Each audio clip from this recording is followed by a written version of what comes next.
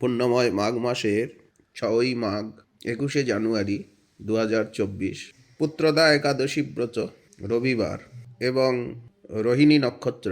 আগামীকাল আমাদের শ্রী রাধাকুণ্ড তটে সিদ্ধ শ্রীল কৃষ্ণদাস কর্তা বাবা মহারাজের নির্যান তিথি, বাৎসরিক স্মরণ দিবস, আরাধনা দিবস। আমাদের সম্প্রদায়ে মাধ্য গৌরেশ্বর সম্প্রদায় আচার্যবর্য রূপে শ্রীল বলদেব বিদ্যাভূষণ পাদের পর নিত্যানন্দ বংশাবতংশ প্রভুপাদ শ্রীল রঘুনন্দন গোস্বামীজিও উনি অনেক গ্রন্থ রচনা করেছেন। পরবর্তীকালে যারা রূপানুগ সাধন ধারাকে সংরক্ষিত করেছেন এবং ভজন রাজ্যের ভগীরথ হয়ে ভজন মন্দাকিনী ধারাকে আগিয়ে নিয়ে গিয়েছেন, প্রসারিত করেছেন, তাদের মধ্যে ব্রজের 4 সিদ্ধ বাবা, সিদ্ধ শ্রী জয়কৃষ্ণ দাস বাবাজি মহারাজ সাধন সিদ্ধ প্রেমিক, গোবর্ধন নিবাসী সিদ্ধ শ্রীলকৃষ্ণ দাস বাবাজি মহারাজজিও, রনবাড়ি নিবাসী সিদ্ধ শ্রীলকৃষ্ণ দাস বাবাজি মহারাজজিও এবং সূর্যকুণ্ড নিবাসী সিদ্ধ মধুসূদন দাস বাবাজি মহারাজজিও, এই 4 প্রখ্যাত। কিন্তু এছাড়াও শ্রীকৃষ্ণদাস নামে 3 সিদ্ধ বাবা মহারাজ হয়ে গেছেন। সিদ্ধ বলতে প্রেমিক, ভগবত সাক্ষাৎকার প্রাপ্ত, জাতরতি জাত প্রেম প্রাপ্ত ভগবত সাক্ষাৎকার। তাদের মধ্যে প্রথম গোবর্ধনের মানসী গঙ্গা তট নিবাসী সিদ্ধ শ্রীল কৃষ্ণদাস বাবাজি মহারাজ, ইনি প্রথম সিদ্ধ কৃষ্ণদাস বাবা। দ্বিতীয় সিদ্ধ কৃষ্ণদাস বাবা, ইনি হচ্ছেন শ্রীল কৃষ্ণদাস সিদ্ধ শ্রীল কৃষ্ণদাস কর্তা বাবা মহারাজ। কর্তা বাবা নামে ইনি খ্যাত। এবং তৃতীয় সিদ্ধ শ্রীল কৃষ্ণদাস বাবাজি মহারাজ, ইনি হচ্ছেন লালাবাবু, কান্দি, মুর্শিদাবাদ, ভরতপুরের। এই একই নামে পরপর 3 সিদ্ধ মহাপুরুষ হন। লালাবাবু তৃতীয় সিদ্ধ কৃষ্ণদাস বাবা, ইনিও গ্রন্থ লিখেছেন, শ্রী নন্দীশ্বর চন্দ্রিকা আদি, অপূর্ব বর্ণনা নন্দীশ্বরের বৃষভানুপুরের যাবটের। তো আগামীকাল পৌষী শুক্লা দ্বাদশী, সিদ্ধ দ্বিতীয় কৃষ্ণদাস কর্তা বাবা মহারাজের বাৎসরিক নির্জন তিথি স্মরণ উৎসব। অনেকেই মনে করেন যে ব্রজে 4 সিদ্ধ বাবা, আসলে অনেক সিদ্ধ মহাপুরুষ হয়ে গেছেন। গৌড়ীয় বৈষ্ণব জীবনে যাদের পবিত্র চরিত্র উট্টঙ্কিত হয়েছে, তারা প্রায়ই জাতরতি, জাতরুচি, জাতাশক্তি, জাতপ্রেম। হরিদাস দাসজি মহারাজ তিনি তার গৌড়ীয় বৈষ্ণব জীবনে স্বীকার করেছেন ভূমিকায় যে আমি প্রায় করে জাতরুচি, জাতাশক্তি, জাতভাব, জাতপ্রেম ভক্তগণের জীবনী সংগ্রহ করেছি, যার দ্বারা সাধকগণ উপকৃত হবেন। পরবর্তীকালে আরও যে সমস্ত সিদ্ধ মহাপুরুষ হয়ে গেছেন, জাতরুচি, জাতাশক্তি, জাতভাব, তাদের ভিতরে অনেকেরই নাম হয়তো আমরা জানি না। প্রায় 80-85 মূর্তির জীবনী গাথা আমাদের পরম শ্রদ্ধাভাজন শ্রীল গুরু মহারাজের মিত্রপ্রবর ডক্টর OBL কপুর সাহ, অবধ বিহারী লাল কপুর সাহ, উনি ওনার ব্রজকে ভক্তে সেই সমস্ত মহাপুরুষগণের চরিতাবলীকে গুম্ফন করেছেন। আসলে পূর্বে হিন্দি বলয়ে, হিন্দি ভাষাতে গৌড়ীয় গ্রন্থের এবং গৌড়ীয় বৈষ্ণবাচার্যগণের মহিমা তেমন প্রচার ছিল না, বা ব্রজভাষায়, হিন্দি ভাষায় গৌরাঙ্গগণের এবং গৌড়ীয় বৈষ্ণবগণের জীবনী জগতে খ্যাত ছিল না, গুপ্তই ছিল। সর্বপ্রথম এ বিষয়ে প্রেরণার স্রোত আমরা দেখতে পাই ভাগবত পরমহংস প্রবর সিদ্ধ রামকৃষ্ণ দাস পণ্ডিত বাবা মহারাজ, শ্রীধাম বৃন্দাবন দাউজির বাগিচা, ওনার অন্তরে প্রথম ভাবনা জাগে। যেহেতু ওনার শরীর জয়পুরের ছিল, হিন্দি ভাষী ছিলেন, যে গোস্বামী গ্রন্থ তো হিন্দি ভাষাতে প্রকাশিত নেই এবং গৌড়ীয় বৈষ্ণবগণের মহিমাও হিন্দি ভাষীগণ তেমন জানেন না। এই জন্য ওনারই কৃপা প্রেরণায় আজ্ঞায় সর্বপ্রথম গৌরলীলা সুশৃঙ্খলিতভাবে প্রকাশ করেন দিল্লির পণ্ডিত রামানন্দজি শ্রী চৈতন্য প্রেম সাগর গ্রন্থে। বিশুদ্ধ আমাদের গোস্বামীপাদগণের সম্মত বর্ণিত চৈতন্য চরিতামৃতের আনুগত্যে উনি গৌরলীলা সর্বপ্রথম হিন্দিতে প্রকাশ করেন। তার পূর্বে গীতা প্রেসের থেকে প্রভুদত্ত ব্রহ্মচারীজি কর্তৃক বিরচিত শ্রী চৈতন্য চরিতাবলী গোরখপুর গীতা প্রেসের থেকে প্রকাশিত ছিল। কিন্তু শ্রীল রামকৃষ্ণ পণ্ডিত বাবা মহারাজের প্রেরণাতে ওনারই কৃপাপ্রাপ্ত স্নেহধন্য শ্রীল পণ্ডিত প্রবর রামানন্দজি তিনি চৈতন্য প্রেম সাগর প্রকাশ করেন। এখনও সেই গ্রন্থ পাওয়া যায় বৃন্দাবন বুন্দেলা হরিনাম প্রেসে থেকে প্রকাশিত। এবং পরবর্তীকালে শ্রীল রামকৃষ্ণ পণ্ডিত বাবারই কৃপা প্রেরণায় শ্রীধাম বৃন্দাবন দাবানলকুণ্ড নিবাসী শ্রী হরি বাবাজি মহারাজ, শ্রী উড়িয়া বাবাজি মহারাজ, তাদের উৎসাহে অত্যাগ্রহে স্বামী প্রেমানন্দজি তিনি পরম নিষ্কিঞ্চন বিতরাগী সন্ত, তিনি হিন্দি ভাষায় গৌরলীলা নাটক প্রকাশ করেন। বর্তমান ব্রজধামে যে গৌরলীলা মঞ্চস্থ হয়, অভিনয় হয়, তার অবদান মুখে রয়েছেন শ্রী হরিবাবা মহারাজ এবং স্বামী প্রেমানন্দজি মহারাজ। স্বামী প্রেমানন্দজি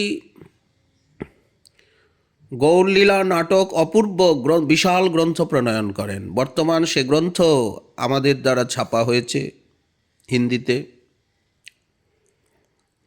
উপলব্ধ হচ্ছে।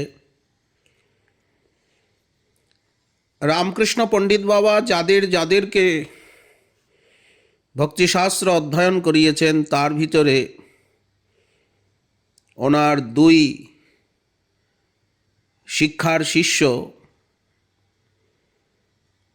সর্বজনমান্য এবং পরম ভজনানন্দী রূপে ব্রজধামে প্রতিষ্ঠিত হয়েছেন। এক হচ্ছেন শ্রীল গৌরাঙ্গ দাস বাবাজি মহারাজ, রমনরেতি রাধারমন নিবাসী। দ্বিতীয় হচ্ছেন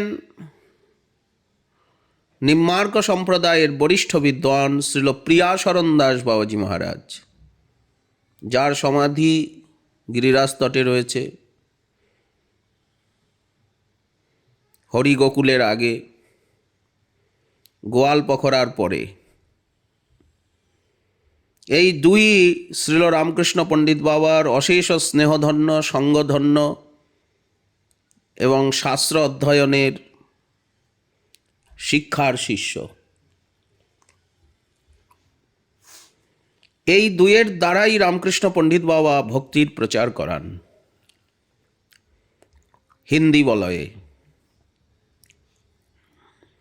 হিন্দি বলয়ে রাধাদাস্য গৌরদাসের প্রচারে প্রথম অগ্রণী হচ্ছেন আমাদের সিদ্ধ রামকৃষ্ণ পণ্ডিত বাবা মহারাজ। ওনারই ঐকান্তিক কৃপাপ্রাপ্ত এবং কৃপা শক্তি প্রেরণায় শ্রীল গৌরাঙ্গ দাস বাবাজি মহারাজ তিনি বহু হিন্দি ভাষীগণকে গৌরমন্ত্রে দীক্ষিত করেন এবং মহাপ্রভুর দাসানুদাস, বানান, গৌরভক্তির মহত্ব এবং আগ্রা, দিল্লি, জয়পুর ইত্যাদি অঞ্চলে অনেক বরিষ্ঠ শ্রেষ্ঠ রাজকীয় ব্যক্তি তারা গৌর গোবিন্দ ভক্তিতে উদ্বুদ্ধ হন। তার মধ্যে জয়পুরের যিনি বিশেষভাবে গৌর ভক্তির প্রচার করেছেন তিনি হচ্ছেন শ্রী কাশীপ্রসাদ বাস্তবজি, কাশীপ্রসাদ শ্রীবাস্তবজি, জয়পুর সিভিল লাইন। এবং শ্রীল গৌরাঙ্গ দাস বাবাজি মহারাজের শিষ্য শ্রীল চন্দ্রশেখর দাস বাবাজি মহারাজ, শ্রীল দীনহরি দাস বাবাজি মহারাজের দ্বারাও দিল্লি, গুরগাঁও, গুরুগ্রাম, জয়পুর অঞ্চলে বিপুলভাবে গৌরভক্তির প্রচার হয়। ফলত আজ এই হিন্দি বলয়ে শ্রীমান মহাপ্রভুর গণ, নিতাই চাঁদের গণ বহু ভক্ত বিরাজ করছেন। এটি আমাদের গর্বের বিষয়। রামকৃষ্ণ পণ্ডিত বাবা নিজে কিছু না লিখলেও তিনি গৌরাঙ্গ দাস বাবাজি মহারাজের ভিতরে শক্তি সঞ্চার করেন। ওনার প্রিয়তম দুই শিষ্য শ্রীল গৌরাঙ্গ দাস বাবাজি মহারাজের, তারা গৌড়ীয় সাহিত্যের যথেষ্ট সেবা করেন। এক ডক্টর অবধ বিহারী লাল কাপুর সাব, আর এক ব্রজগোপাল অগ্রওয়ালজি। দুই কলেজের প্রফেসর এবং শাস্ত্রজ্ঞ, সুলেখক, ভাষাবিদ, পরম ভক্তিমান, দুই আমাদের শ্রীল গুরু মহারাজের অন্তরঙ্গ পরম বান্ধব। সর্বপ্রথম এই অবধ বিহারী লাল কাপুর সাহেবেরই অন্তরে ব্রজের পূজ্যপাদ হরিদাস দাস বাবাজি মহারাজের পরে ব্রজের বৈষ্ণবগণের চরিতাবলী অন্বেষণ করে, বহু পরিশ্রম করে সংগ্রহ করে আর জনমানসের সম্মুখে আনবার প্রচেষ্টা উনিই করেন, ভুরিদা।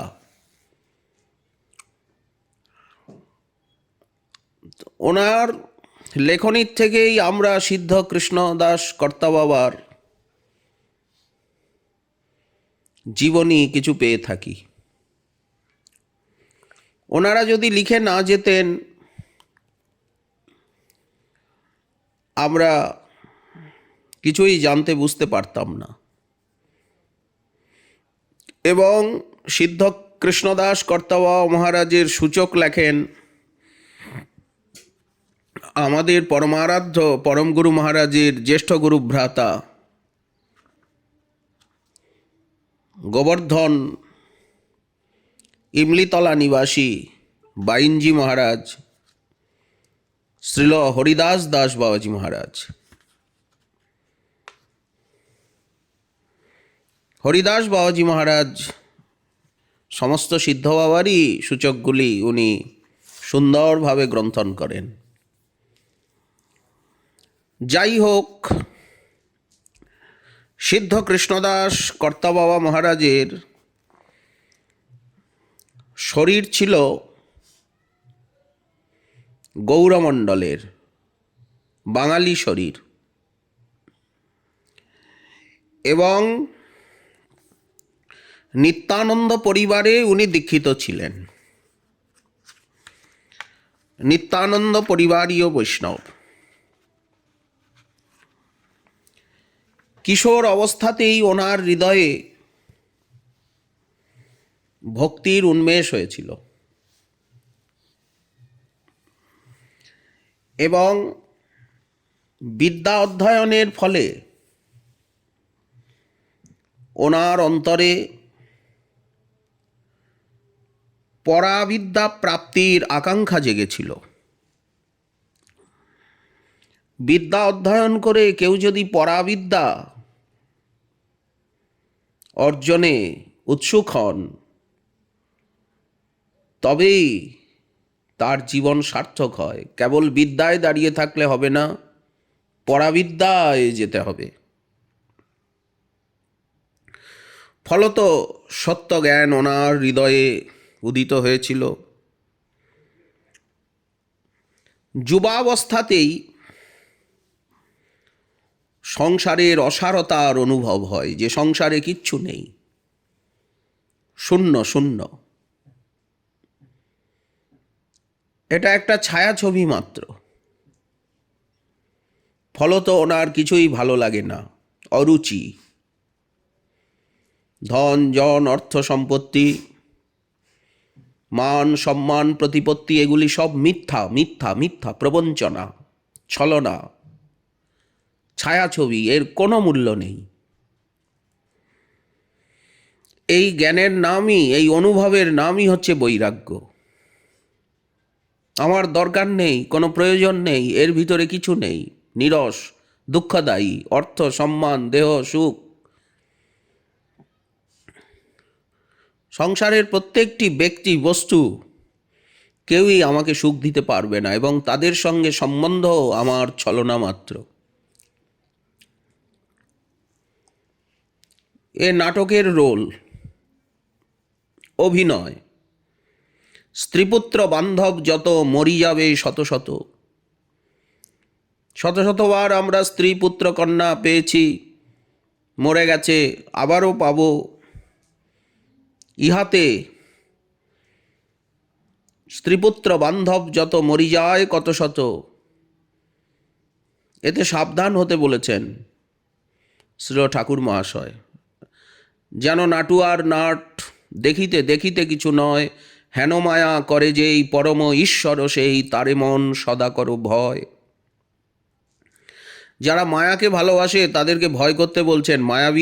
মায়াবী যারা মায়াকে ভালোবাসেন, অর্থ সম্মান দেহ সুখ স্ত্রী পুত্রকে যারা ভালোবাসেন, সত্য বলে মনে করেন, তাদেরকে ভয় করতে বলছেন ঠাকুর মহাশয়।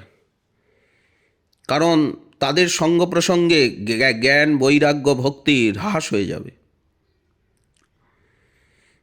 ওনার যুবাবস্থাতেই অন্তরে বৈরাগ্য জাগে। বৈরাগ্য বলতে অরুচি, এর মধ্যে কিছু নেই, আমি এগুলি চাই না, এই ভাব। আরও শ্রেষ্ঠ কিছু পেতে, জানতে, বুঝতে, শিখতে চাই। পরম অনুরাগ মনে উনি শ্রীধাম নবদ্বীপে আসেন। ধামে এলেই সেই বস্তু পাওয়া যায়, ধাম ছাড়া অন্যত্র এই বস্তু মেলে না। কেউ যদি কিছু পেতে চান তাকে নবদ্বীপ, নীলাচল, বৃন্দাবনে আসতে হবে, ঘরে বসে মিলবে না। কারণ ধাম এবং ধামাশ্রয়ী ছাড়া এই বস্তু জগতে কেউ দিতে পারে না, কারো দেওয়ার ক্ষমতা নেই। একমাত্র ধাম দিতে পারে, ধামাশ্রয়ী দিতে পারে। সেই অনুভব, সেই প্রেম, সেই লীলানুভূতি। বিষ্ণুপ্রিয়া প্রাণবল্লভ নবদ্বীপ ধামেশ্বর শ্রী গৌরাঙ্গ মহাপ্রভুকে দর্শন করে উনি অতিশয় আনন্দিত হন। বিগ্রহ নয়, সাক্ষাৎ দাঁড়িয়ে আছেন আমাদের প্রাণনাথ, প্রাণবল্লভ, প্রাণজীবন, নদিয়ানাথ, গৌরিয়ার প্রাণনাথ, গৌরেশ্বর। স্বাভাবিকভাবে ওনার অন্তরে প্রেমানন্দের উদয় হয়। এইটি হচ্ছে পূর্বজন্মের ভজন। পূর্বজন্মের ভজন এ জন্মে ভজনের হেতু হয়। ভক্তা সঞ্জাতয়া ভক্তা, সংস্কার যুগলোজ্জ্বলা। নবদ্বীপ ধামের সমস্ত লীলাস্থলী দর্শন করে উনি, সেকালের দিনে নবদ্বীপ ধামে ত্যাগী বৈষ্ণবগণের একটি মাত্রই স্থান ছিল, সেটি হচ্ছে বড় আখড়া। ত্যাগী বৈষ্ণবগণের এখন অনেক স্থান রয়েছে, কিন্তু সেই সময় একটি মাত্র স্থান ছিল, সেটি হচ্ছে বড় আখড়া। সিদ্ধ তোতারাম দাস বাবাজি মহারাজ তিনি সর্বপ্রথম এই স্থানটি স্থাপন করেন। তো সেই বড় আখড়াতে গিয়ে উনি উপস্থিত হন। নিত্যানন্দ পরিবারীয় বৈষ্ণব সেকালে বড় আখড়ার মহান্ত মহারাজ শ্রীল স্বরূপ দাস বাবাজি মহারাজ ওনাকে দেখে ওনার প্রতি মন গলে যায়, ওনার কৃপা দৃষ্টি পড়ে এবং শ্রীল স্বরূপ দাস বাবাজি মহারাজের কৃপাতেই উনি এই পথে প্রবিষ্ট হন। আমাদের মাধ্য গৌরেশ্বর বৈষ্ণব সম্প্রদায়ের ভজন সাম্রাজ্যে ওনার প্রবেশ ঘটে।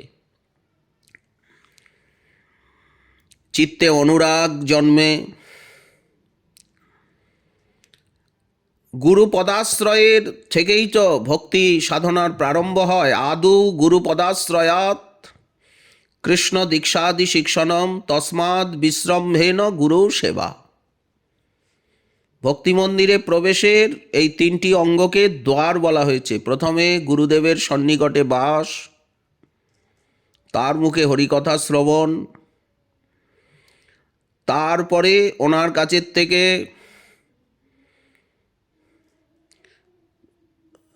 মন্ত্র দীক্ষাদি প্রাপ্তি। এখানে আদিপদে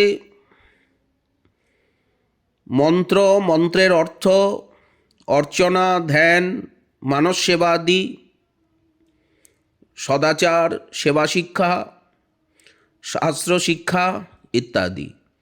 কেবল মন্ত্রগ্রহণ নয়, কৃষ্ণ দীক্ষাদি, এখানে আদি আছে, কৃষ্ণ দীক্ষাদি শিক্ষণম।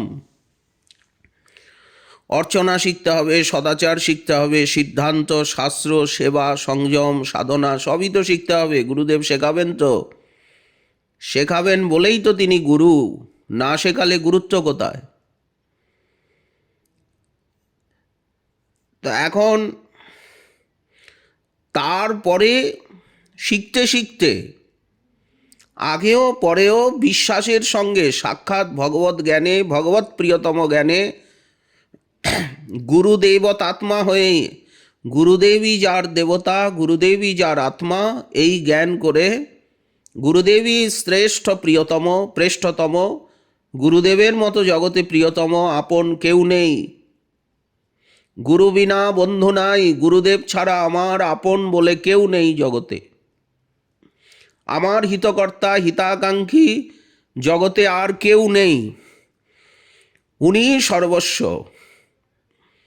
ওনার চরণ ছাড়া, ওনার আজ্ঞা ছাড়া, ওনার আনুগত্য ছাড়া আমি আর কিছুই জানি না, পেতে বুঝতে চাই না। এই জ্ঞান যিনি লাভ করেছেন তাকে, এই ভাবরত্নেও যিনি লাভ করেছেন তাকে বলা হয় গুরুদেবতাত্মা শিষ্য। তাতে কৃষ্ণ ভজে করে গুরুর সেবন, ভজনের সঙ্গে সঙ্গে শ্রী গুরুদেবের সেবা, পরিচর্যা, আজ্ঞা পালন রূপী সেবা, প্রসঙ্গ রূপা সেবা এবং পরিচর্যা রূপা সেবা, ত্রিবিধ সেবা। একেই বলা হচ্ছে, রূপ গোস্বামীপাদ বললেন বিশ্রম্ভেন গুরু সেবা। বিশ্বাসের সঙ্গে যে গুরু সেবাতেই আমার সব কিছু লাভ হবে, সর্বসিদ্ধি হবে, প্রেম প্রাপ্তি হবে। এই তিনটি অঙ্গ যাজন করলে পর ভক্তি মন্দিরে প্রবেশ হয়। আর এই তিনটি অঙ্গে যদি ঢিলামি থেকে গেল, এই তিনটি অঙ্গ যদি জীবনে ঠিক মতো যাজন না করা গেল, তাহলে সারা জীবনেও ভক্তি মন্দিরে প্রবেশ করা যাবে না, ভক্তি সাম্রাজ্যে। এটি জীব গোস্বামীপাদের, শ্রীল রূপ গোস্বামীপাদের বলার অভিপ্রায় ভক্তিরসামৃত সিন্ধুর 64 ভজনাঙ্গের প্রথমেই। তো দীক্ষার জন্য উৎকণ্ঠিত হলেন শ্রীল স্বরূপ দাস বাবাজি মহারাজ। ওনাকে দীক্ষা প্রদান করলেন কৃষ্ণমন্ত্রে, গৌরমন্ত্রে। আমরা তো গৌরাঙ্গের ভক্ত, তো গৌরমন্ত্রকে গৌণ করলে হবে না, সেটা বাবার জীবন চরিত্রে আগে পাওয়া যাচ্ছে। কৃষ্ণমন্ত্রে, গৌরমন্ত্রে, রাধামন্ত্রে আমাদের দীক্ষা হবে। অন্তত কৃষ্ণমন্ত্র কৃষ্ণ গায়ত্রী, গৌরমন্ত্র গৌর গায়ত্রী, রাধামন্ত্র রাধা গায়ত্রী অবশ্যই প্রাপ্ত হতে হবে। গৌর মন্ত্র না পেলে গৌরলীলায় প্রবেশাধিকার হয় না, গৌরাঙ্গের সঙ্গে সম্বন্ধ হয় না। এবং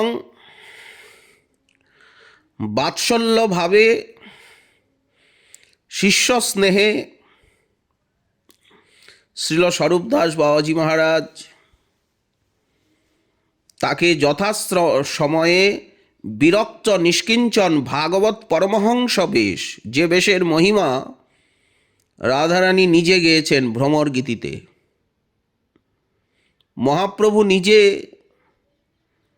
শ্রীমদ্ ভাগবতের ভিক্ষু গীতির শেষ শ্লোক উচ্চারণ করে যে বেশের মহিমা গেয়েছেন। যে বেশ গ্রহণের উপজীব্যতা প্রয়োজনীয়তা মহাপ্রভু তার গম্ভীরা লীলায় আমার মন যোগী হয়ে গেল। এই যে পঞ্চেন্দ্রিয় আকর্ষণ লীলা, রাধা ভাবে আমার মন যোগী হয়ে বৃন্দাবনে চলে গেল,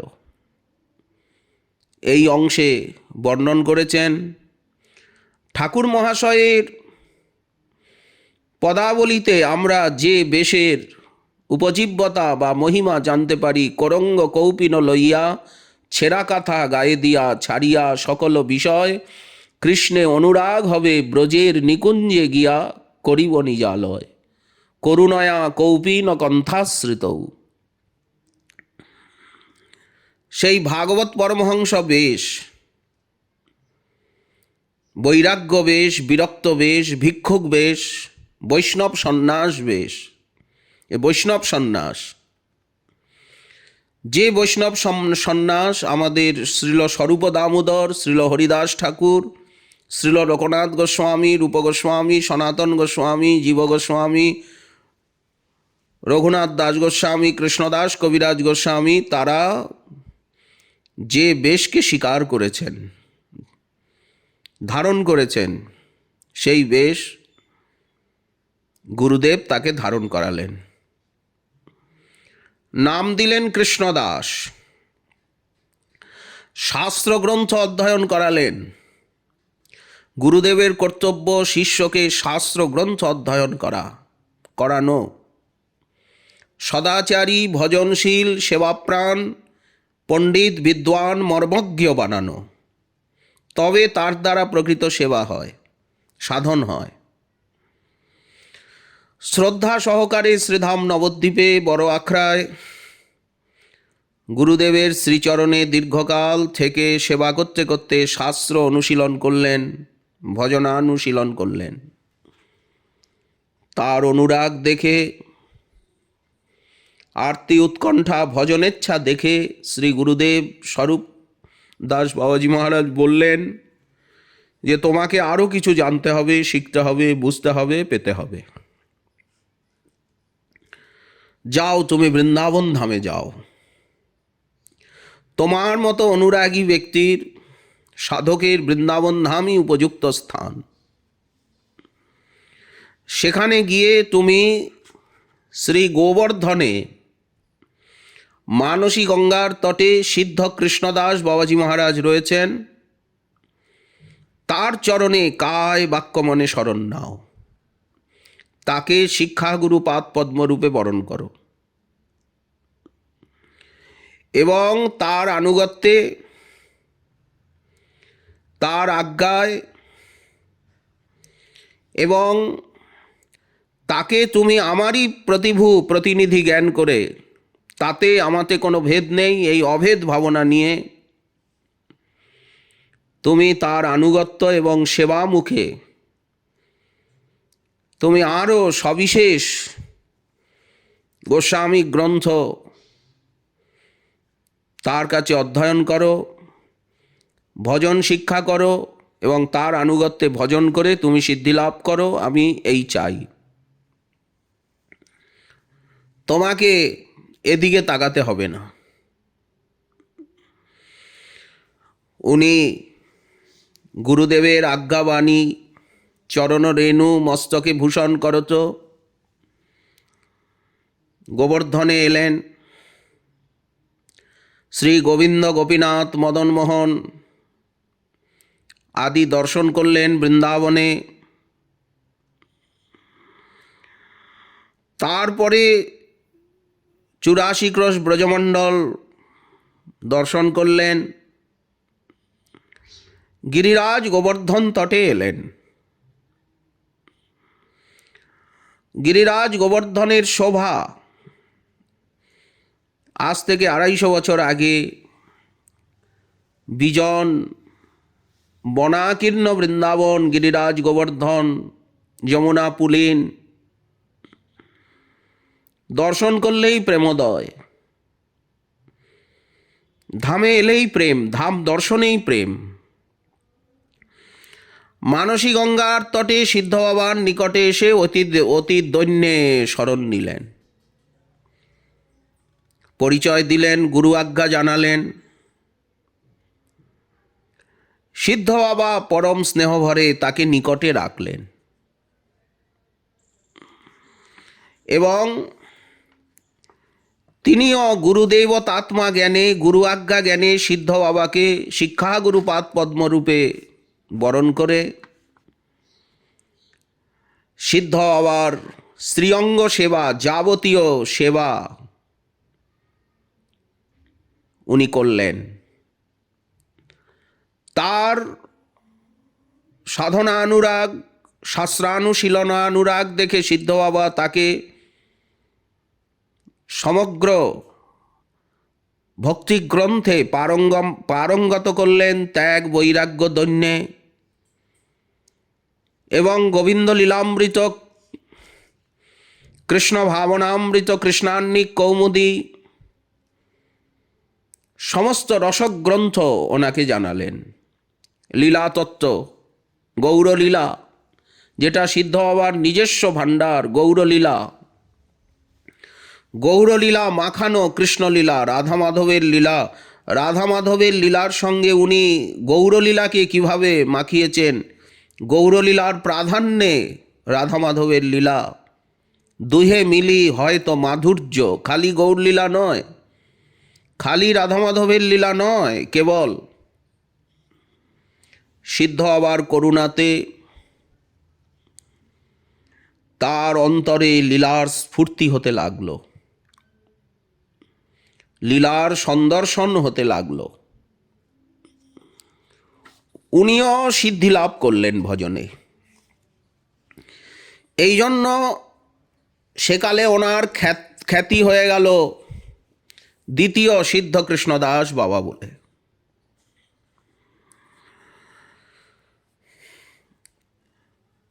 উনিও সিদ্ধ পুরুষ বলে, সর্বত্র প্রেমিক বলে খ্যাতি লাভ করলেন। সিদ্ধ বাবার অন্তর্ধানের পর গোবর্ধনে মানসী গঙ্গার কিনারে সনাতন গোস্বামী পাদের ভজন কুটিরের পিছনেই উনি নিজের স্বতন্ত্র স্থান করে আর সেইখানে ভজন করতে লাগলেন। আজও সেই স্থান রয়েছে, যাকে সিদ্ধ কৃষ্ণদাস কর্তা বাবার ঠোর বলা হয়। এবং ওনার চিত্র রয়েছে, ওনার সেবিত গিরিধারীর আসন রয়েছে। কর্তা বাবা নাম কেন হলো? এই সময়ে, আজ থেকে 250 বছর আগে, ওই সময়ে ব্রজের সমস্ত সাধু সমাজের মধ্যে উনি প্রবীণ, প্রাচীন, অনুভবী এবং শ্রেষ্ঠতম ছিলেন। ব্রজের সাধু সন্ত সমাজ ওনার নির্দেশ অনুসারে চলত, ওনার প্রতি গুরুবুদ্ধি করত। এই জন্য ওনার নাম হয়ে গেল কর্তা বাবা, মুরব্বী বাবা। পরন্তু এই কর্তা বাবা নামের থেকেও ওনার বেশি খ্যাতি এই নামে, গুটিকা বালে বাবা। এই নামে ভক্তগণ বৈষ্ণবগণ অধিক জানতেন, কেননা সিদ্ধ কৃষ্ণদাস বাবা তিনি সকল সাধকগণকে রাধা মাধবের গৌরগোবিন্দের অষ্টকালীন লীলা স্মরণের যে পদ্ধতি সেটি উনি শিক্ষা দিতেন। বিশেষত সংস্কৃত ভাষার প্রাধান্যে উনি ভাবনাসার সংগ্রহ, সাধনামৃত চন্দ্রিকা, গৌরগোবিন্দ অর্চন পদ্ধতিত্রয়ের ভিতরে শেষ পদ্ধতি উনি রচনা করেছিলেন। তার মধ্যে দিয়ে শিক্ষা দিতেন। প্রার্থনামৃত তরঙ্গিনী, সংস্কৃত ভাষার প্রাধান্যে শিক্ষা দিতেন। বাংলায়ও বলতেন, কিন্তু লিখতে দিতেন না, যদি অনধিকারীর হাতে পড়ে যায়। এই জন্য উনি লিখতে দিতেন না, বলতেন, বোঝাতেন, সংস্কৃত ভাষার প্রাধান্যে বোঝাতেন, গোস্বামী গ্রন্থের প্রাধান্যে বোঝাতেন। কিন্তু এই দ্বিতীয় সিদ্ধ কৃষ্ণদাস কর্তা বাবা উনি এতই মেধাবী ছিলেন যে গুরুদেব যা বোঝাতেন অথচ লিখতে দিতেন না, উনি ওনার কুঠিরে এসে এত শ্রুতিধর শুনে শুনে উনি সব কিছু লিখে নিতেন। আর সিদ্ধ বাবাও অল্প অল্প করে, এক এক দিন অল্প অল্প করে বোঝাতেন, সিদ্ধান্তের সঙ্গে বোঝাতেন, শাস্ত্র প্রমাণ দিয়ে বোঝাতেন। এইভাবে লিখতে লিখতে লিখতে লিখতে সমগ্র অষ্টকালীন লীলাই সুন্দর বাংলায় সাধু ভাষায় উনি লিখে ফেলেন। সিদ্ধ বাবার অন্তর্ধানের পর উনি যদি এই না লিখতেন, তাহলে আজ আমরা সিদ্ধ বাবার গুটিকা বলে যা পাওয়া যায় সেটি পেতাম না। এর মধ্যেও 3 প্রকার গুটিকা রয়েছে। এক প্রাথমিক সাধকগণের জন্য, এক মাধ্যমিক সাধকগণের জন্য মধ্যম শ্রেণীর, আর পরিপক্ক শ্রেণীর জন্য। এই জন্য গুটিকারও লঘুকায়, মধ্যমকায় এবং বৃহৎকায় আমরা দেখতে পাই। সংক্ষিপ্ত, বিস্তৃত এবং অতি বিস্তৃত। এই কৃষ্ণদাস কর্তব্য মহারাজের লেখার ফলেই গুটিকা এই ত্রিবিধ আকার ধারণ করে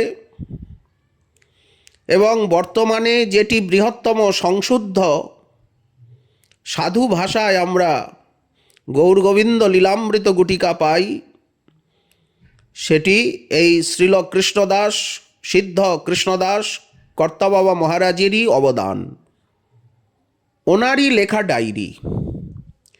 সেই ডায়েরিটাই পরবর্তীকালে প্রকাশ পায়। পরবর্তীকালে উনি ওনার গুরুদেবের মতো শিক্ষা দিতেন এবং লিখে দিতেন, যাতে যারা একটু লেখাপড়া কম জানেন তারা যাতে কণ্ঠ করতে পারেন, বা সবাই তো লিখতে পারেন না। উনি লিখে লিখে লিখে লিখে এই গুটিকার বহু প্রচার করেন। ওনার গুরুদেব সিদ্ধ কৃষ্ণদাস বাবাজি মহারাজ লিখতে দিতেন না, কিন্তু উনি লিখে লিখে লিখে লিখে সকলকে শিখিয়ে শিখিয়ে আর বিপুলের প্রচার করেন বলে ওনাকে সকলে গুটিকা বাবা বলেই জানতেন। আর সমাজে ওনার প্রধান কর্তৃত্ব ছিল বলে ওনার কর্তা বাবা নাম হয়। তাই দ্বিতীয় সিদ্ধ কৃষ্ণদাস কর্তা বাবা বা গুটিকা বালে বাবা বলেই উনি ব্রজমণ্ডলে খ্যাত।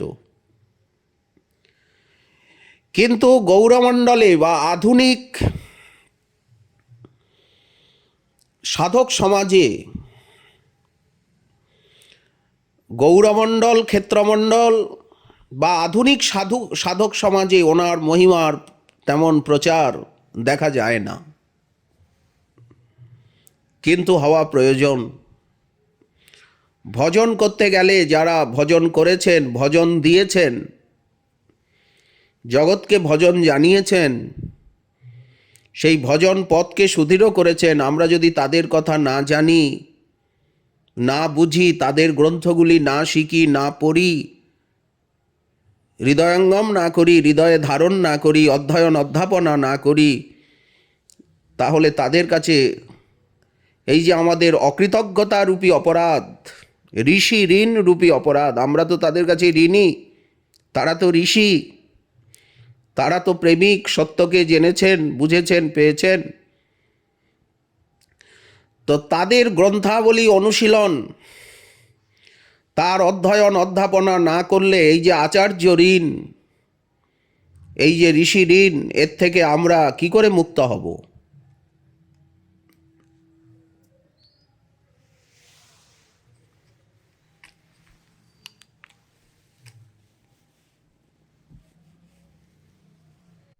শ্রীল বাবাজি মহারাজ প্রায় 104 বৎসর পর্যন্ত উনি এই জগতে বিরাজমান ছিলেন। এই যে এত দীর্ঘ আয়ু, উনি এক ক্ষণকালের জন্য ব্যর্থ হতে দেননি। জাতরতি সাধকের যে লক্ষণ, জাতভাবের অব্যর্থ কালত্ব, উনি তার মূর্ত মূরতি ছিলেন। সব সময় শরীর দিয়ে এবং মন দিয়ে ভগবত সেবা করতেন। শরীর দিয়ে ভগবানের সেবা, মন দিয়ে ভগবানের সেবা। শুধু ভগবানের সেবা নয়, গৌর গোবিন্দের সেবার সাথে সাথে তার ভক্তের সেবা, সাধুগণের সেবা। এই সেবার উনি ছিলেন আদর্শ। নিজের দেহের জন্য উনি সময় খুব কম দিতেন। সামান্য সময় স্নান, দৈহিক কার্য, মাধুকরী যাওয়া, আর বাকি সময় ভগবত সেবা, বাহ্য সেবা, বাহ্য ভজন, মানস সেবা, আন্তর্ভজন। এই দুইটি ভজনে বাহ্য অন্তর ইহার দ্বৈত সাধন, বাহ্য সাধন, আন্তর সাধন। সাধুদের জন্য তিনি সেকালে লোমবস্ত্র দিয়ে কাঁথা বানাতেন। কন্থা বানিয়ে, কাঁথা বানিয়ে গুদ্রি উনি সাধুদেরকে দান করতেন, ভজনানন্দী বয়োবৃদ্ধগণকে, এই শীতের সময়। আর সবাই তো গুটিকা লিখতে পারবে না। সেকালের দিনে আজ থেকে 200-250 বছর আগে তো ছাপাখানা ছিল না। আর সেই রকম উচ্চশিক্ষিত সুশিক্ষিত না হলে গুটিকা তো লিখতে পারবে না, কারণ ভাষা অত্যন্ত উচ্চকোটির, সাধু ভাষা, সংস্কৃত ঘেঁষা। উনি নিজের হাতে ভজন লিপসুগণকে গুটিকা লিখে লিখে লিখে উনি দিতেন। এই গুটিকা নকল করতে গিয়ে, অনুলিখন করতে গিয়ে ওনার অনেক সময় ওনাকে দিতে হতো। শরীরের দ্বারা উনি হয়তো গুদ্রি বা কাঁথা সেলাই করছেন, কি গুটিকা লিখছেন, কিন্তু তখনও মনে ওনার লীলাস্ফূর্তি চলছে, লীলানুচিন্তন, লীলাস্ফূর্তি হচ্ছে। অষ্টকালীন মানসিক সেবায় উনি সর্বদা তল্লীন। কখনো এতটা ডুবে যেতেন মানসিকী ভাবনায়, সেই লীলার অনুস্মরণে, যে ওনার দেহাবেশ থাকতো না। ও হাতের কলম হাতে রয়ে গেছে, সুশ্রুত হাতে রয়ে গেছে। ওনাকে মনে হতো যেন উনি পাথর প্রতিমা। একবার গৌড়মণ্ডলের এক বড় কীর্তনিয়া আসেন। আমাদের ব্রজধামের একটা সদাচার রয়েছে, যার তার মুখে কীর্তন না শোনা, যার তার মুখের বক্তব্য পাঠ না শোনা। এই শিক্ষা শ্রীমন মহাপ্রভু গম্ভীরানাথই দিয়েছেন। উনি স্বরূপ দামোদর আদি বিশিষ্ট কতিপয় পার্ষদ ছাড়া সবার গান শুনতেন না। যেমন আমরা চৈতন্য চরিতামৃতে দেখতে পাই, বঙ্গীয় কবি একটি নাটক লিখে এনেছিলেন, কিন্তু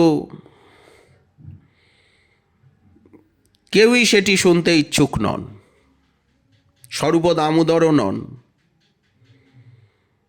মহাপ্রভু তো শুনবেনই না, উনি নিয়ম করেছেন স্বরূপ দামোদর আগে না শুনলে উনি শুনবেন না। কেন শুনতে নেই যার তার মুখে পাঠ কীর্তন?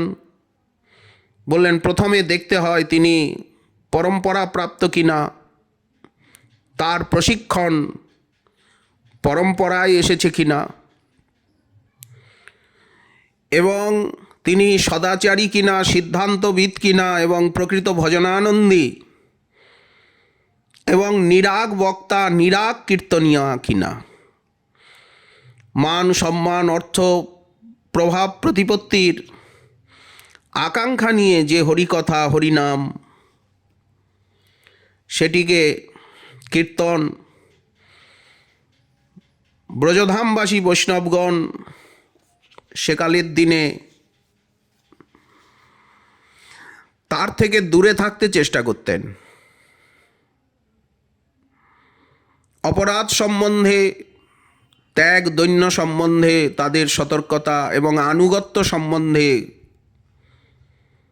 তুমি যে হরিকথা বলবে, তুমি কি উপযুক্ত শিক্ষাগুরু পাদপদ্মের আনুগত্য নিয়ে হরিকথা, শ্রীমদ্ ভাগবত আদি ভক্তিশাস্ত্র অধ্যয়ন করেছ কি?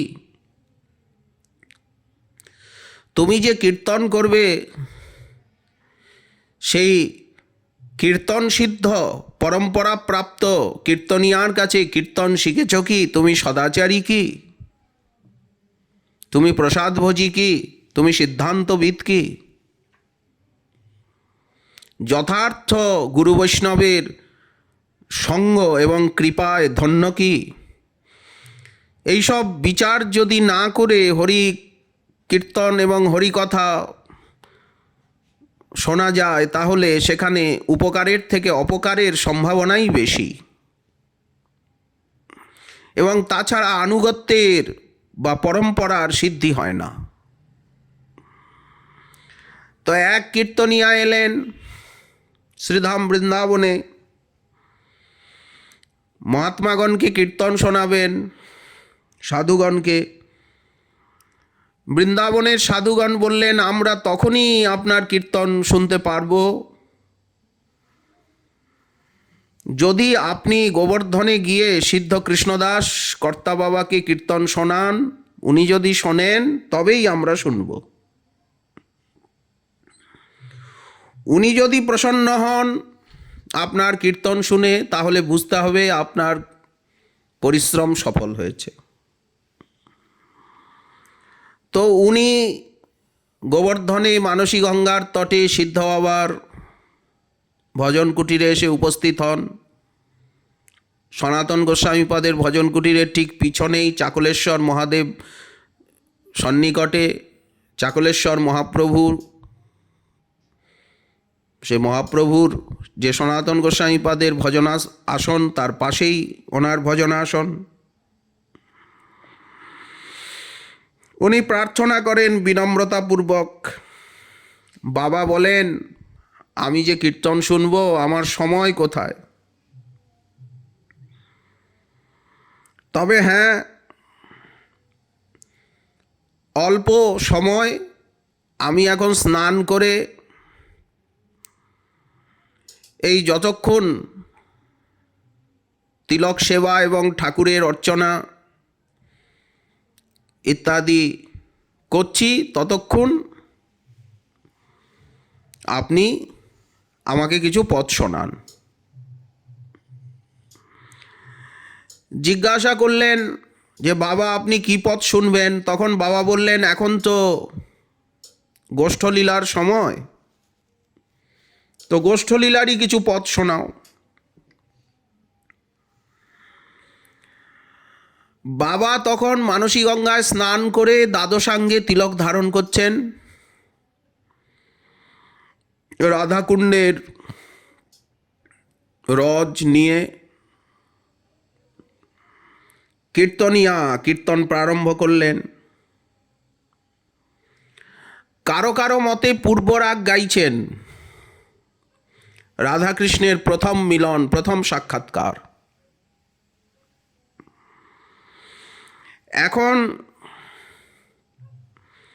তখন সকালবেলা মাত্র 8টা বাজে, কীর্তন আরম্ভ হয়েছে। বাবা কীর্তন শুনছেন, শুনতে শুনতে আবিষ্ট হয়ে গেছেন। মাঝে মাঝে বাহ্যাবেশ আসছে, তখন রাধাকুণ্ডের রজে হাত দিচ্ছেন, তিলক শুকিয়ে যাচ্ছে, আবার জল নিয়ে ওই বাম করতলে অঙ্গুলি দিয়ে তিলক ঘর্ষণ করছেন, তিলক সেবা করছেন, আবার ডুবে যাচ্ছেন। এইভাবে 8টার থেকে বিকেল 4টে হয়ে গেল, কীর্তন চলছে। বাবাও আবিষ্ট, বাবারও তিলক সেবা চলছে। আসলে বাবা মনোরাজ্যে রাধা মাধবের লীলা দর্শন করছেন, এত ডুবে গেছেন যে ওনার এত দীর্ঘ সময়ও দ্বাদশাঙ্গে তিলক এখনো সমাপ্ত হয়নি। কীর্তন সমাপ্ত হলো, এইবার বাবার দ্বাদশাঙ্গে তিলক সমাপ্ত হলো। কি আবেশ, অপূর্ব আস্বাদনের ক্ষমতা। এতক্ষণ স্থিরভাবে আস্বাদন করছিলেন।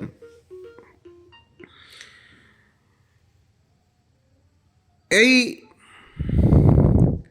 আবেশ দেখে কীর্তনিয়া ধন্য হয়ে গেলেন যে এই বৃদ্ধ বয়স মহাত্মা, কিন্তু ওনার কীর্তনে কি আবেশ, এই প্রকার হরিকথায় আবেশ, সেবায় আবেশ, আবেশটাই হচ্ছে ভক্তি, অবিচ্ছিন্না মনোগতি। ভাগবত একেই ভক্তি বললেন, মদ্গুণ শ্রুতিমাত্রেণ ময়ি সর্বগুহাশয়ে মনোগতির অবিচ্ছিন্না যথা গঙ্গাম্বসম্বুধৌ। মদ্গুণ শ্রুতিমাত্রেণ, তারই দৃষ্টান্ত। সব ভুল হয়ে যাচ্ছে, চিত্ত আবিষ্ট হয়ে যাচ্ছে, নেশা এসে যাচ্ছে হরি কথায়, হরি কীর্তনে, হরি সেবায়। সময় জ্ঞান থাকছে না, সামনে ঘড়ি, কিন্তু বোঝা যাচ্ছে না কি করে সময় চলে যাচ্ছে, দিন যামিনী। এমনই মাদকতা, এমনই আস্বাদন, এমনই আবেশ। এই সময়ে ব্রজধামে যত মহাত্মা ছিলেন তারা তাদের শিষ্যগণকে অষ্টকালীন লীলা সেবা চিন্তন শিক্ষা দেওয়ার জন্য বাবার কাছে পাঠাতেন। শিষ্যগণকে বলতেন তাদের গুরুদেব যে যাও বাবা মহারাজের কাছের থেকে গিয়ে অষ্টকালীন লীলা শিক্ষা করো। বাবা সবাইকে কিন্তু শিক্ষা দিতেন না, তাদেরই দিতেন যারা প্রকৃত ভজনানন্দী, যাদের বিষয়াসক্তি দূরে গেছে। দেহাসক্তি, বিষয়াসক্তি থাকলে এই লীলায় যথার্থ প্রবেশ হয় না, এই ভজন হয় না। দেহাসক্তি, বিষয়াসক্তি দূরে না গেলে, যে কথা আমাদের কাম্যবনের সিদ্ধ জয়কৃষ্ণদাস বাবা, তিনি গোবর্ধনের সিদ্ধ কৃষ্ণদাস বাবা বটকৃষ্ণ তাকে বললেন যে ভেজা কাঠ শুষ্ক না হলে সেটা আগুনে জ্বলে না। এই ভেজা কাঠটা কি? বিষয়াসক্তি, দেহাসক্তি, সম্মানাসক্তি, জড় আসক্তি দূরে গিয়ে যখন চিন্ময় বস্তুর প্রতি চিন্ময় ভক্তি, চিন্ময় প্রেম, তার প্রতি আসক্তি না আসে ততক্ষণ পর্যন্ত এই সাধন বাধা শূন্য হয় না, নির্বিবাদ হয় না। যার বিষয় আসক্তি, বিষয় কামনা দূরে গেছে, কি করে বোঝা যাবে যে এই যে শিক্ষার্থী এসেছেন বা এই যে শিষ্য এসেছেন এনার ভিতরে বিষয়াসক্তি নাই, ভজনাসক্তি জেগেছে? এটা কি করে বোঝা যাবে? বললেন তাকে কাছে রেখে পরীক্ষা করতেন উনি।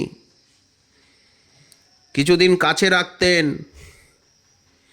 আচার ব্যবহার চলন বলন সব পরীক্ষা করতেন। তাছাড়া উনি সর্বদা মনোরাজ্যে ডুবে থাকতেন। যারা মনোরাজ্যে ডুবে থাকে তারা অন্যের মন বুঝতে পারে। যারা সর্বদা মনোজগতে বিচরণ করে তারা মানুষ দেখলেই মানুষের মনটাকে দেখে, তারা দেহকে দেখে না। যারা দেহকে দেখে তারা বহির্মুখ। যারা মানুষের মনকে দেখে, মনকে দেখতে পারে, মনের ভিতরে কি আছে বুঝতে পারে, তারাই তো অন্তর্মুখ। এবং অন্তর্মুখ ছাড়া এই শক্তি অন্যের লাভ হয় না। একবার এক সাধু ওনার নিকটে এসেছে অষ্টকালীন লীলাচিন্তন সেবাচিন্তন পদ্ধতি শিক্ষা প্রাপ্ত করার নিমিত্ত শিখতে চায়। বাবা তাকে আদর করে নিকটে রাখলেন। বেশ কয়েকদিন হয়ে গেছে। বাবা একদিন করেছেন কি, বাবার কাছে বাসি মাধুকুরির রুটিও ছিল, আর উনি মাধুকুরি করে নূতন টাটকা রুটিও এনেছেন। উনি করলেন কি, সেই নবীন সাধু বাবা যে শিক্ষার্থী, যেন উনি ভুল হয়েছে ওনার, ভুল করেই উনি ওনাকে নূতন রুটি না দিয়ে বাসি রুটি দিয়ে দিয়েছেন। বাসি রুটি দিয়ে করোয়ার জল দিয়ে উনি কোনো সেবার ছলনা করে একটু বাইরে গিয়েছেন। বাইরে গিয়ে লক্ষ্য করছেন যে সেই বাসি রুটি দেখে কি ভাব প্রকাশ করে।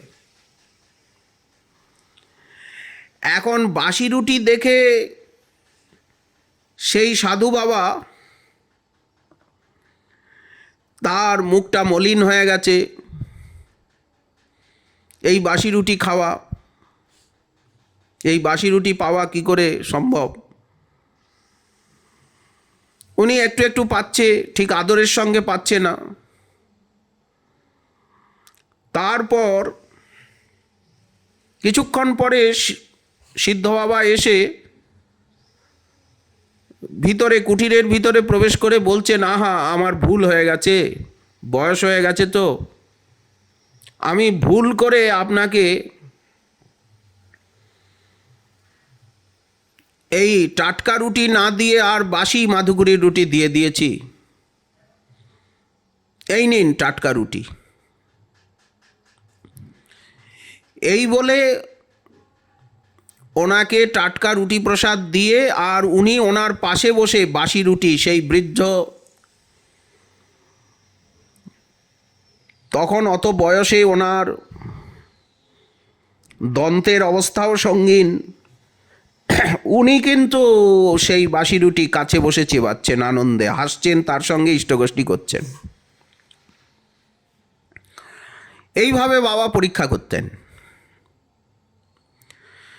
কয়েকদিন পরে তাকে আরও পরীক্ষা করে কয়েকদিন পরে বাবা বললেন, শুনুন, এখন কিছুদিন আপনি হরিনাম করুন, শাস্ত্রগ্রন্থ অনুশীলন করুন, মন দিয়ে গুরু বৈষ্ণবের সেবা করুন।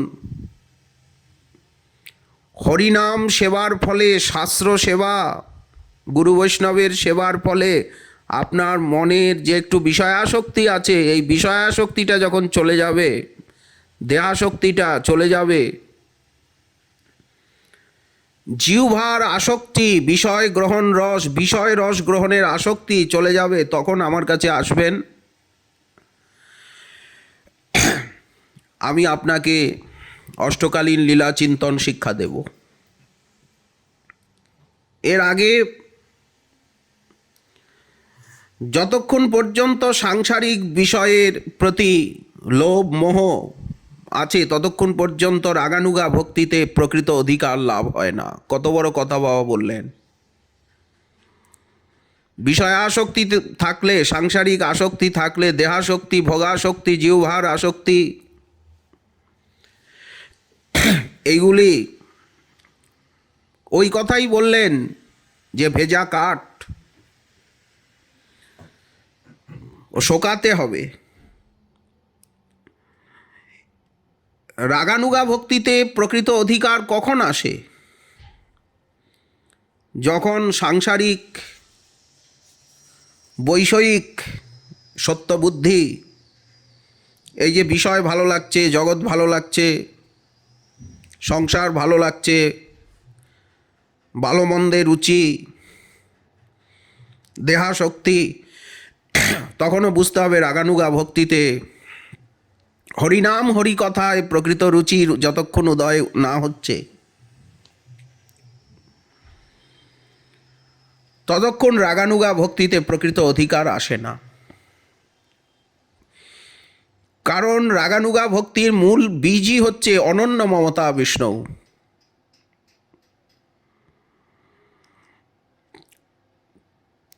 গোবর্ধনের সিদ্ধ কৃষ্ণদাস বাবাজি মহারাজ,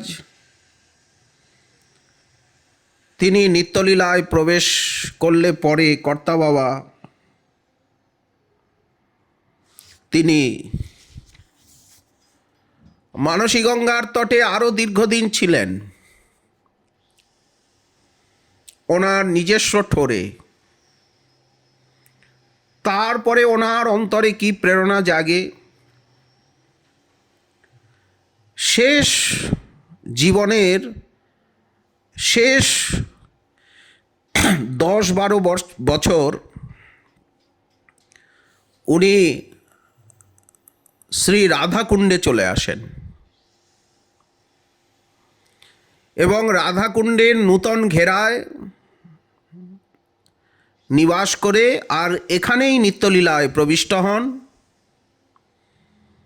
এবং নূতন ঘেরাতেই ওনার সমাধি আজও রয়েছে এবং ওনার সেবিত শ্রী মদন গোপাল।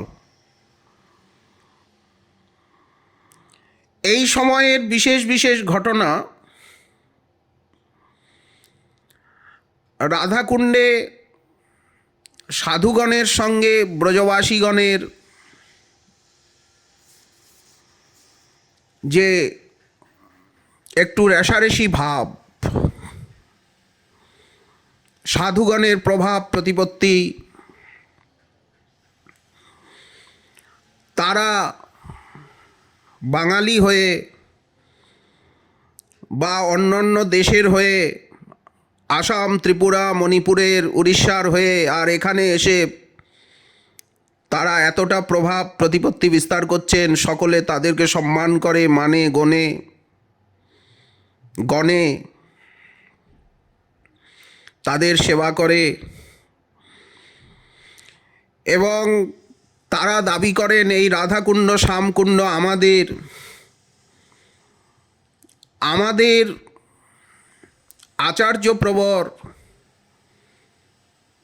মাধ্য গৌরেশ্বরাচার্যবর্য শ্রী রঘুনাথ দাস গোস্বামীপাদ এই স্থানকে নিজে ক্রয় করেছেন।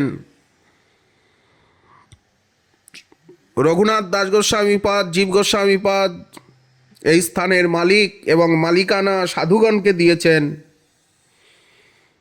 এখানে রঘুনাথ দাস গোস্বামীপাদের পাদপীঠ রয়েছে, পীঠস্থান, ওনার ভজনাসন গদ্দি রয়েছে, ওনার সমাধি রয়েছে, মহান্ত পরম্পরা রয়েছে, সদাচার পরম্পরা রয়েছে এবং সম্প্রদায়ের এটি গুরুগদ্দি, গুরুপীঠ।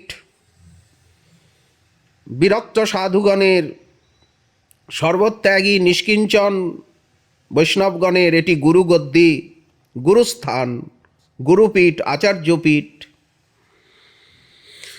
সাধারণত ব্রজবাসীগণ এসব মানতে চান না। তারা রাধাকুণ্ডের সত্তা স্বামিত্বের অধিকারী যে গৌড়ীয় বৈষ্ণবগণ, এটা তারা স্বীকার করতে চান না। তারা গৌড়ীয় বৈষ্ণবগণকে বাঙালি বলেন, পরদেশী বলেন। এই নিয়ে মাঝে মাঝে তারা বিবাদেও জড়িয়ে যান।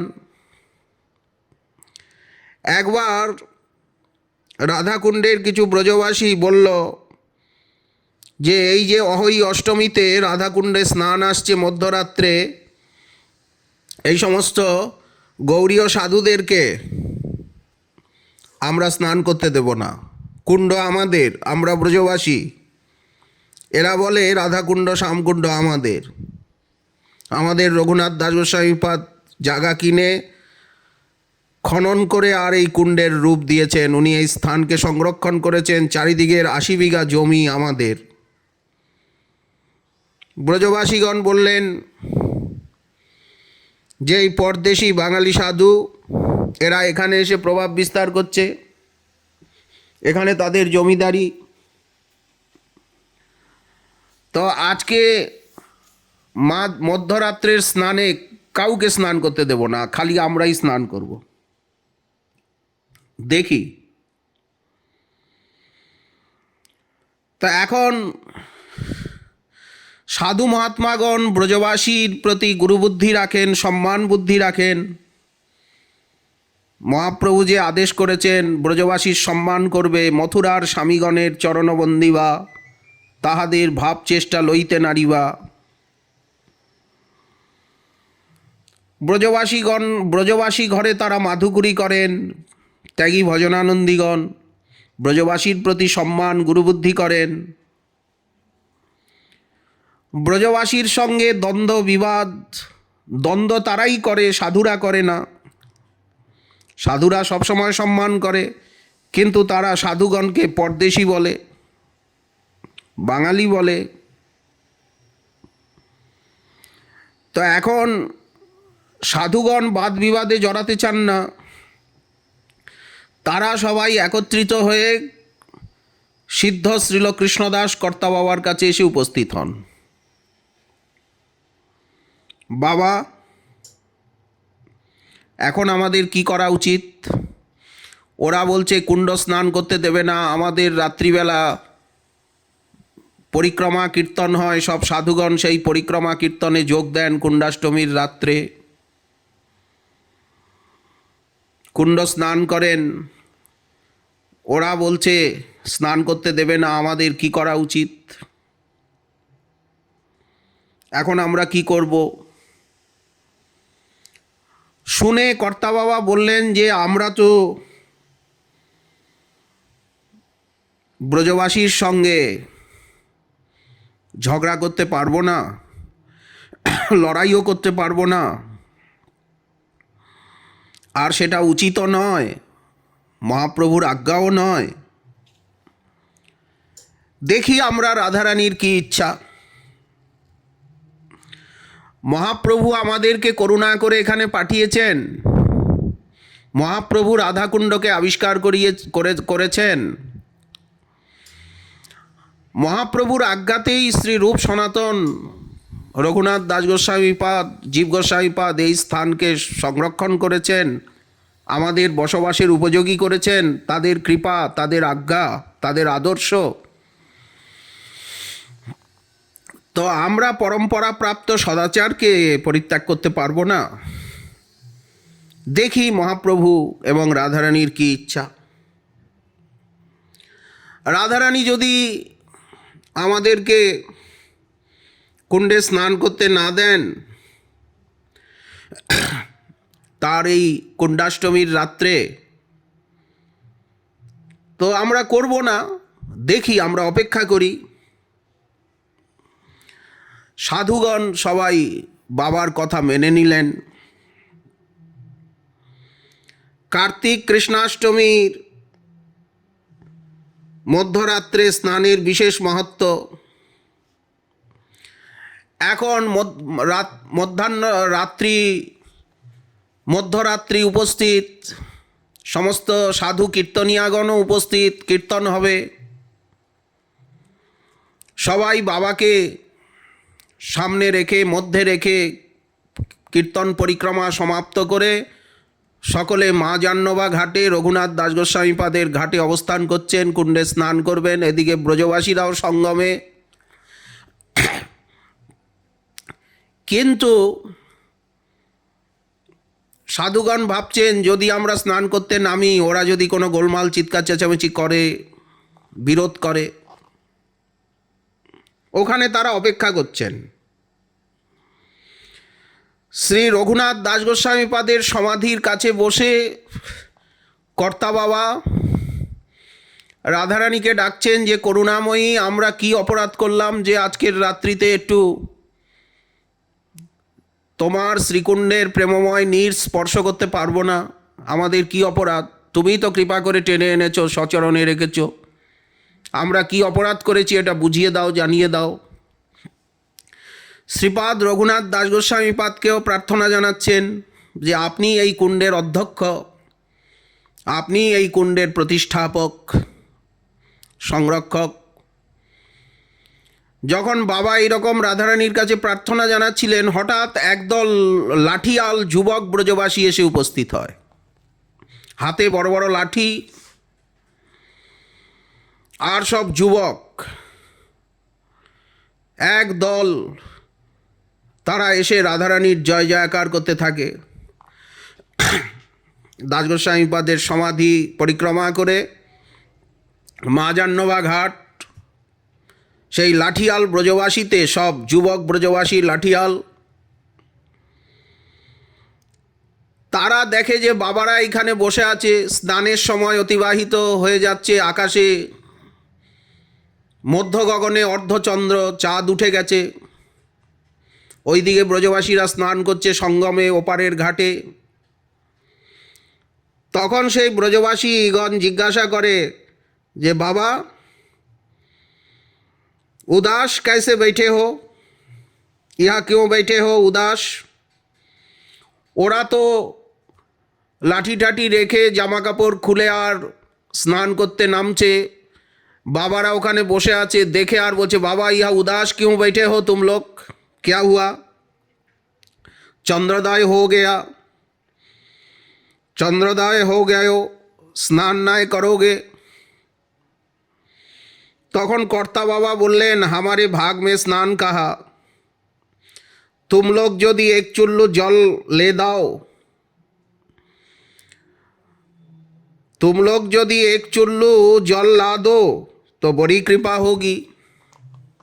तारा जिज्ञासा करलो बाबा एक चुल्लू पानी क्यों, आजा बाबा डुबकी लगा। क्यों बाबा स्नान क्यों नहीं करोगे?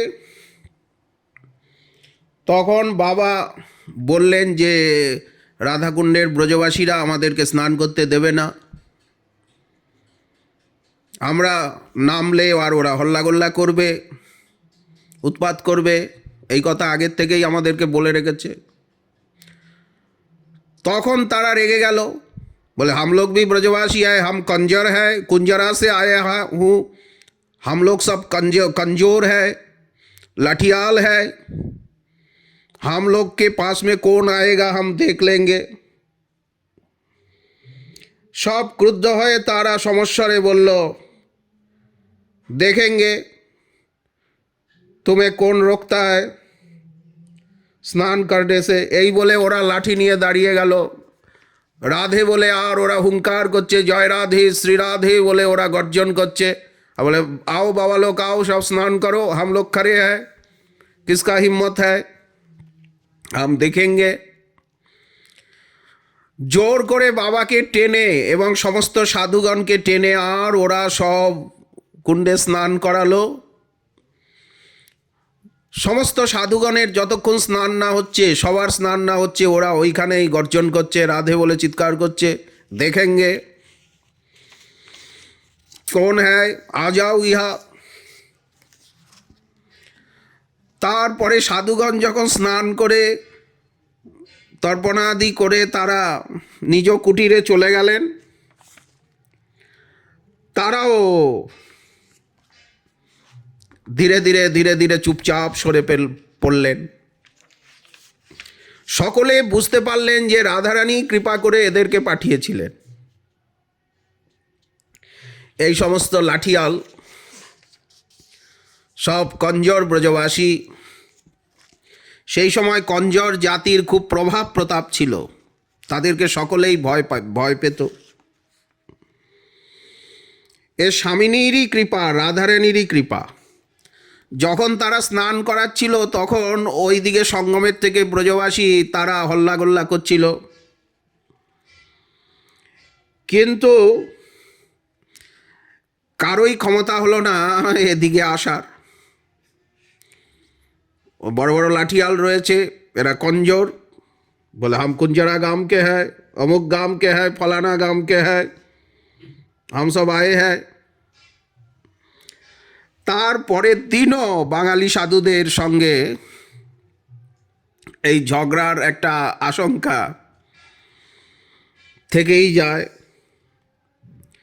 রাত্রিতে পাণ্ডাগণের মধ্যে যে বিশিষ্ট ভক্তিমান পাণ্ডা ছিল, রাত্রিতে রাধারানী স্বপ্নে আদেশ করেন। এই যখন এইরকম ঝগড়া বিবাদ চলছিল, সিদ্ধ বাবা প্রার্থনা করছিলেন যে রাধারানী ব্রজবাসীগণকে তো আমরা গুরুবুদ্ধি করি, তুমি এদের বুঝিয়ে দাও যে এই যে বৃথা বাদ বিবাদ, আমরা এখানে ভজন করছি, কুণ্ডের সেবা করছি, কুণ্ড সংরক্ষণ করছি, আমরা তুমি এই সেবা দিয়েছ, সেবার অধিকার তুমি দিয়েছ, কিন্তু এরা স্থানীয় হয়ে আর যে এইভাবে বিবাদ করছে, তুমি এদেরকে বুঝিয়ে দাও।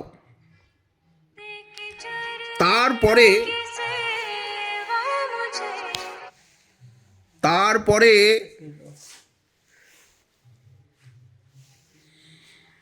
একদিন রাত্রিতে রাধারানী পাণ্ডাগণের ভিতরে যে মুখ্য ভক্তিমান পাণ্ডা ছিল তাকে স্বপ্নে আদেশ করেন যে কেন তোমরা সাধুদের সঙ্গে এইরকম দ্রোহ করছো? রাধাকুণ্ড আমার কুণ্ড,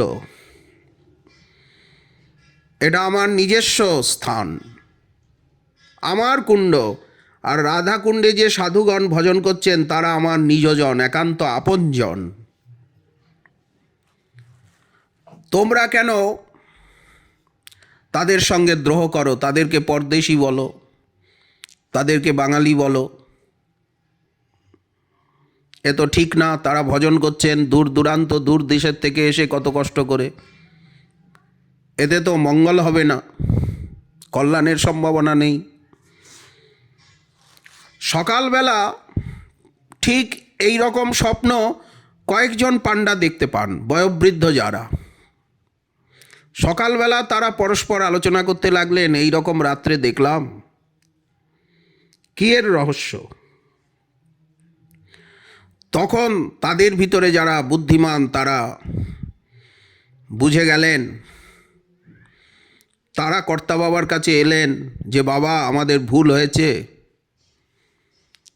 আপনি সমাধান করে নিন।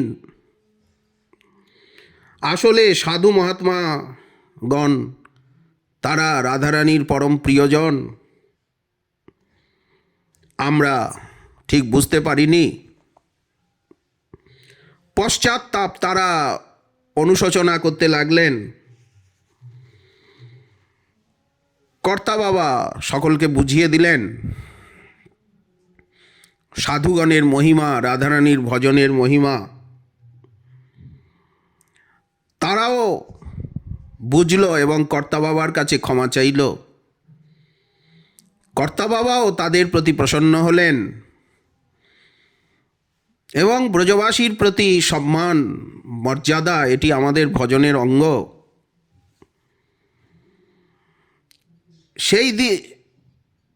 সেই দিন থেকে তারা এই যে গৌড়ীয় বৈষ্ণবগণের প্রতি, বাঙালি বা সাধুগণের প্রতি এই যে একটা দেশদ্রোহ, উনি যতদিন প্রকট লীলায় ছিলেন ততদিন তারা এই দেশদ্রোহ, পরদেশি বলা, বাঙালি বলা, এইসব দ্রোহকে তারা বন্ধ রেখেছিলেন, সমাধানের পথে তারা চলেছিলেন। এটি কর্তা বাবারই ভজনের প্রভাব বা প্রতাপ বা মহিমা বলে জানতে হবে। প্রেমিকের প্রার্থনাই তো স্বামিনী শুনতে পান। আর একটি ঘটনা যেটি আমরা গৌড়ীয় বৈষ্ণব জীবনে পাই, এই সময়ে আমাদের সম্প্রদায়ের মধ্যে গৌর মন্ত্র নিয়ে বিবাদের সৃষ্টি হয়। যাদের কাছে গৌর মন্ত্র নেই তারা গৌর মন্ত্রের বিপক্ষে কথা বলেন যে গৌর মন্ত্রের প্রয়োজন নেই, কৃষ্ণ মন্ত্রেই গৌরাঙ্গের আরাধনা হবে, কারণ গৌর কৃষ্ণ এক। গৌরাঙ্গের পৃথক মন্ত্র গায়ত্রী উপাসনা তারা স্বীকার করতে চান না। যাদের কাছে গৌর মন্ত্র আছে, যেমন শ্রীখণ্ডে নরহরি সরকার ঠাকুরের পরিবারে ঠাকুর নরহরির থেকেই নিত্যসিদ্ধ গৌর মন্ত্র রয়েছে, গদাধর পরিবারে গৌর মন্ত্র রয়েছে, এবং বৃন্দাবনবাসী বৈষ্ণবগণের কাছে গৌর মন্ত্র, পঞ্চতত্ত্বের মন্ত্র গায়ত্রী, সখীমঞ্জরীগণের মন্ত্র গায়ত্রী, রাধারানীর মন্ত্র গায়ত্রী ইত্যাদি রয়েছে। কিন্তু যারা এইগুলি প্রাপ্ত হননি দীক্ষাগুরু বা শিক্ষাগুরু পাদপদ্মের কাছের থেকে, যদি দীক্ষাগুরু পাদপদ্মের কাছে এত মন্ত্র না থাকে তাহলে শিক্ষাগুরু পাদপদ্মের কাছের থেকে এইসব মন্ত্রগুলি গ্রহণ করতে হয় সাধন পূর্ণতার নিমিত্ত, সাধনাবগতির নিমিত্ত। গৌর মন্ত্র, গৌর গায়ত্রী না হলে গৌরাঙ্গের উপাসনা কি দিয়ে হবে? কেউ কেউ বলেন মহামন্ত্রেই হবে, মহামন্ত্রই গৌর মন্ত্র, কিন্তু শাস্ত্র তো তা বলেননি। এ বিষয়ে পদ্ধতিত্রয় প্রমাণ, পদ্ধতিত্রয় গ্রন্থে এই সমস্ত বাদ বিবাদের সমাধান আছে, কিন্তু সমাধান থাকলেও সকলে তো মানেন না, গ্রন্থকে তো সকলে মানেন না। যা পেয়েছি এতেই হবে, মহামন্ত্রেই হবে, কৃষ্ণমন্ত্রেই হবে। আবার কৃষ্ণমন্ত্রও কেউ পঞ্চাক্ষর কৃষ্ণমন্ত্র বলেন, এতেই হবে, গুরুদেব এই দিয়েছেন এই হবে। কেউ দশাক্ষরেই মনে করেন হবে, কেউ অষ্টাদশাক্ষরে হবে। শাস্ত্রের সঙ্গে যে ভজনের সমন্বয়, শাস্ত্র এবং ভজন, শাস্ত্র যা বলছেন সেই শাস্ত্র সিদ্ধান্তসম্মত ভজন হবে। ফলত সেকালে আজ থেকে 200-250 বছর আগে যাদের কাছে গৌর মন্ত্র ছিল না, গৌর গায়ত্রী ছিল না, তারা বললেন গৌর মন্ত্রের কোনো প্রয়োজনীয়তা নেই। যাদের কাছে ছিল তারা বললেন গৌর মন্ত্র অবশ্য প্রয়োজন, গৌর মন্ত্র না হলে গৌর দাস হওয়া যাবে না, গৌরাঙ্গের সেবা হবে না, গৌরাঙ্গের ভোগরাগ গৌর মন্ত্রে হবে, গৌর গায়ত্রীতে হবে। তো এই নিয়ে বাদ বিবাদের সৃষ্টি হয়ে গেল, দুটো দল হয়ে গেল। এই নিয়ে নানা আলোচনা প্রত্যালোচনা চলতে লাগলো। তো বাবা যখন এই কথা শুনলেন, বাবা রাধাকুণ্ডের থেকে বৃন্দাবনে গেলেন, বাগনাপাড়ার মুরলীধর মন্দিরে রইলেন। বাগনাপাড়ার একটা কুঞ্জ ছিল সেই কালে, মুরলীধর মন্দির, সেখানে রইলেন। বাবা ভাবছেন যে গৌর মন্ত্রকে স্থাপন করতে হবে। যেহেতু বাবার কাছে গৌর মন্ত্র আছে, সিদ্ধ কৃষ্ণদাস বাবা তিনিও গৌর মন্ত্রের উপরে কথা লিখেছেন। ওনার পদ্ধতিতে পদ্ধতিত্রয় গ্রন্থ রয়েছে, শ্রীধাম নবদ্বীপ হরিবোল কুটির, সেখানের থেকে পূজ্যপাদ হরিদাস দাস বাবাজি মহারাজ প্রথম পদ্ধতিত্রয় ছাপান। সেকালে ছাপা হয়েছিল না, হরিদাস দাসজি মহারাজই প্রথম ছাপান। পাণ্ডুলিপি ছিল, যার কাছে ছিল ছিল। বর্তমানকালে আবার গোবর্ধনের থেকে পদ্ধতিত্রয় গ্রন্থ পুনরায় প্রকাশিত হয়েছে। তো বাবা একদিন যমুনার তীরে ঘুরছেন, হঠাৎ দেখলেন যে তুলট কাগজ একটা ভেসে যাচ্ছে। তিনি যমুনার থেকে সেই তুলট কাগজটি তুললেন, তুলে দেখছেন তাতে গৌর মন্ত্র লেখা আছে পুরাণের থেকে, এবং পুরাণ বচনের উদ্ধৃতি রয়েছে সেই পত্রে, সব কিছু লেখা কাগজে, হস্তলিখিত পুঁথি। বাবা সেটাকে গোপনে রাখলেন। বৃন্দাবনে সভা হচ্ছে, বৈষ্ণবগণ ভক্তগণ সবাই উপস্থিত। গৌর মন্ত্র নিয়ে নানা আলোচনা হচ্ছে, বাদ বিবাদ প্রতিবাদ। যার নেই তিনি প্রতিবাদ করছেন, যার কাছে গৌর মন্ত্র আছে তিনি সমর্থন করছেন। তখন বাবাকে বৈষ্ণবগণের পক্ষ থেকে বাবাকে সেখানে আহ্বান করা হলো। কর্তা বাবা সেইখানে উপস্থিত হয়ে তিনি পদ্ধতিত্রয়ের ব্যাখ্যা করলেন। সিদ্ধ কৃষ্ণদাস কর্তা বাবা, শ্রীল ধ্যানচন্দ্র গোস্বামী, শ্রীল গোপাল গুরু গোস্বামী যে প্রমাণ জানিয়েছেন সেই প্রমাণ সমস্ত উল্লেখ করলেন, এবং নরহরি সরকার ঠাকুর পরিবারে, গদাধর পরিবারে যে সেই সময়ের থেকেই গৌরমন্ত্র রয়েছে, বাবা সেই পরম্পরা উল্লেখ করলেন, এবং সবার শেষে সেই প্রাচীন পুঁথির পত্র দেখালেন। যেই দেখুন লেখা রয়েছে, পুরাণের নাম লেখা রয়েছে, এই দেখুন সব কিছু লেখা রয়েছে। গৌরমন্ত্র অবশ্য প্রয়োজনীয়। গৌরাঙ্গের ভজন করতে গেলে গৌরমন্ত্র, গৌর গায়ত্রী অবশ্যই জপ করতে হবে, তা না হলে গৌর দাস, গৌরাঙ্গের দাস হওয়া যাবে না, গৌরাঙ্গের সেবা পাওয়া যাবে না। গৌড়ীয় বৈষ্ণব জীবনে গৌর মন্ত্র নিয়ে বাদ বিবাদের কথা লেখা আছে। বৈষ্ণবগণেরই জয় হয়ে গেল, সবাই জয় জয়কার করতে লাগলেন কর্তা বাবার। কর্তা বাবা বললেন, এ তো আমাদের গুরুবর্গগণই রেখে গেছেন, শাস্ত্রেই আছে। এইভাবে নানা অতিমর্ত লীলা বিস্তার করে একজন যুবক এলো, তাকে উনি দীক্ষা দিয়ে বেশ দিয়ে নাম রাখলেন গৌরদাস। তার প্রতি শক্তি সঞ্চার করে কখনো গোবর্ধনে নিজের ঠোরে, কখনো রাধাকুণ্ডের নূতন ঘেরায় ভজন কুটিরে। এইভাবে 104-5 বৎসর পর্যন্ত সিদ্ধ বাবা, সিদ্ধ কৃষ্ণ দাস কর্তা বাবা,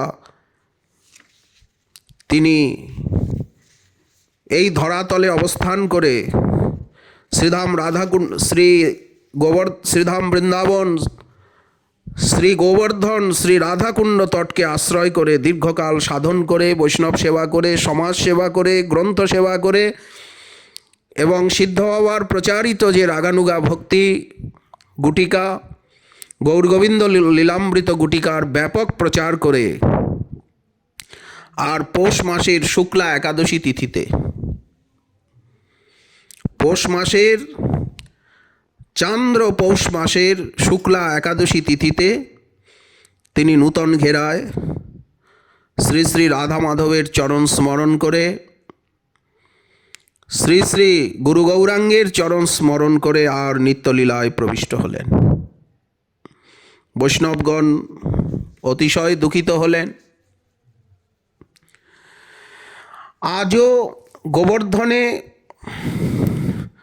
তার ভজন কুটিরে, তার ঠোরে, সনাতন গোস্বামীপাদের ভজন কুটিরের ঠিক পিছেই চাকলেশ্বর মহাদেব মন্দিরের একেবারে সমীপেই, সেখানেও ওনার স্মরণ উৎসব হয়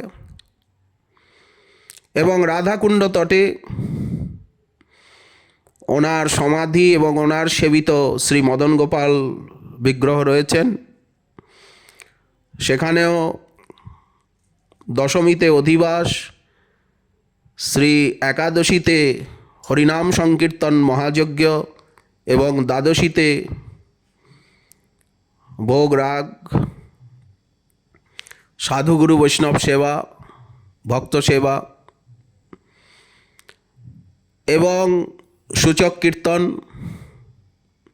ওনার মহিমা কীর্তন, প্রার্থনা কীর্তন ইত্যাদি হয়ে থাকে। বর্তমান সময়ে ওনার সমাধির জীর্ণোদ্ধার করা হয়েছে, নিত্য সমাধি সেবা হয়ে থাকে এবং ওনার সেবিত মদন গোপালেরও সেবা অনেক উজ্জ্বল হয়েছে। ওনার চরণারবিন্দে আমরা পরার্ধকোটি প্রণিপাত জানাই। উনি যে কষ্ট করে আমাদের জন্য গৌর গোবিন্দ লীলামৃত গুটিকা লিখে রেখে গেছেন, সেই গুটিকাই আমরা ওনারই পরম্পরায় প্রাপ্ত হয়েছি। ওনার কাছের থেকে, সিদ্ধ কৃষ্ণদাস কর্তা বাবার কাছের থেকে গুটিকা শিখেছিলেন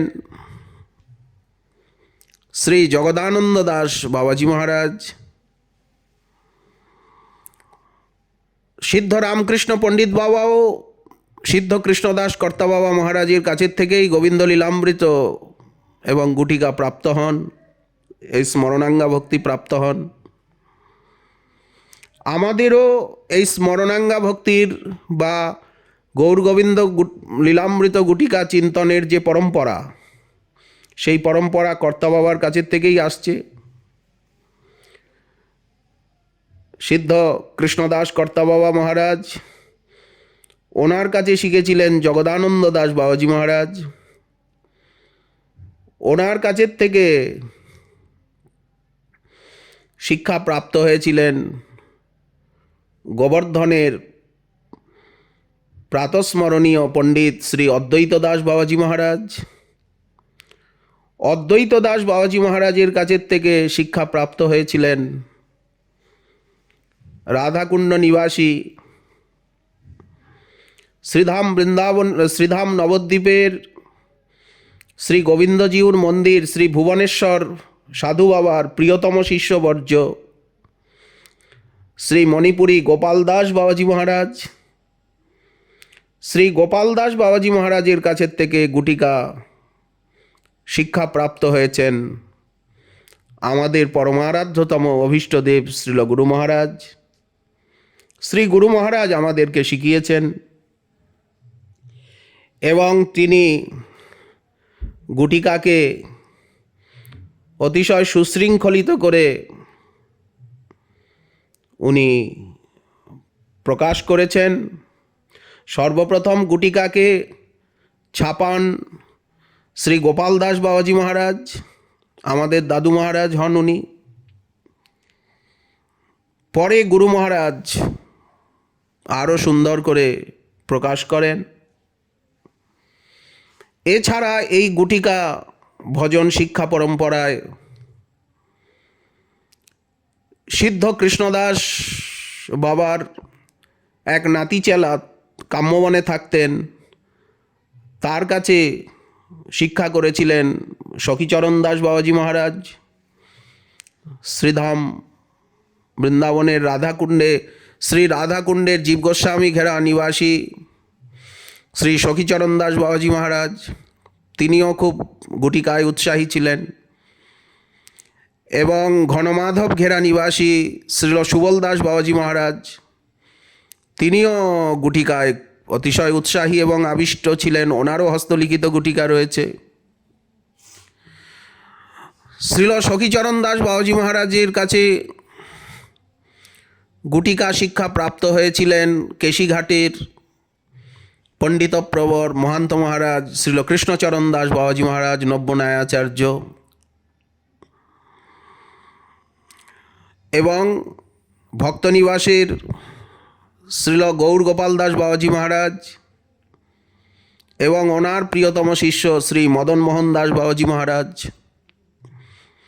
এনারা সকলেই সখীচরণ দাস বাবাজি মহারাজের কাছে গুটিকা শিক্ষা করেছিলেন। এবং সেকালে এনারা সবাই ভজনানন্দী এবং গুটিকা চিন্তনে অহরহ আবিষ্ট থাকতেন। শ্রীল মদন মোহন দাস বাবাজি মহারাজও গোবিন্দ লীলামৃত রস অনুযায়ী তিনিও গুটিকা ছাপিয়েছেন। পরমাস্বাদ্য গোবিন্দ লীলামৃতেরই পয়ার অনুবাদ যদুনন্দন দাস ঠাকুরের গোবিন্দ লীলামৃত রসও ছাপানো হয়েছে পৃথকভাবে আমাদের দ্বারা। তারপরে শ্রীল মদন মোহন দাস বাবাজি মহারাজ, তিনিও অনেককে গুটিকা শিখিয়েছেন। তো বর্তমানে এই সখীচরণ দাস বাবাজি মহারাজের যে ধারা এবং আমাদের পণ্ডিত অদ্বৈত দাস বাবাজি মহারাজের যে ধারা, শিষ্য প্রশিষ্য পরম্পরা, এই দুই পরম্পরা, আরেকটি ধারা রয়েছে কৃষ্ণদাস কর্তা বাবার কাছে সিদ্ধ রামকৃষ্ণ পণ্ডিত বাবা মহারাজ, তিনি এই স্মরণাঙ্গা ভক্তি শিক্ষা করেছেন। তার কাছে শ্রীল কৃপা সিন্ধু দাস বাবাজি মহারাজ ভাগবত নিবাস, শ্রীল কৃপা সিন্ধু দাস বাবাজি মহারাজের অনেককে শিখিয়েছেন বিষ্ণুদাস বাবা আদি, শ্রী নরহরি দাস পাঞ্জাবি বাবা আদি, অনেকে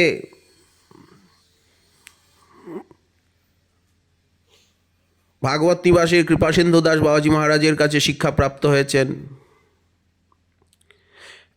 সেই ধারাতেও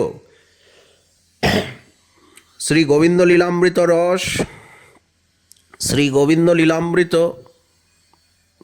এইভাবে অষ্টকালীন চিন্তন ধারা ব্রজে, এই তিনটি ধারাই মুখ্যরূপে বর্তমান ব্রজধামে, রাধাকুণ্ডে, গোবর্ধনে, এই তিনটি ধারাই। এছাড়া গোবিন্দকুণ্ডের সিদ্ধ মনোহর দাস বাবা মহারাজের কাছেও শিক্ষাপ্রাপ্ত হয়েছেন আমাদের গোবর্ধনের পণ্ডিত অদ্বৈত দাস বাবাজি মহারাজ। এইভাবে কৃষ্ণদাস কর্তা বাবার ধারা এইভাবে বিস্তৃত হয়ে বর্তমানে আমাদের নিকটে এসেছে।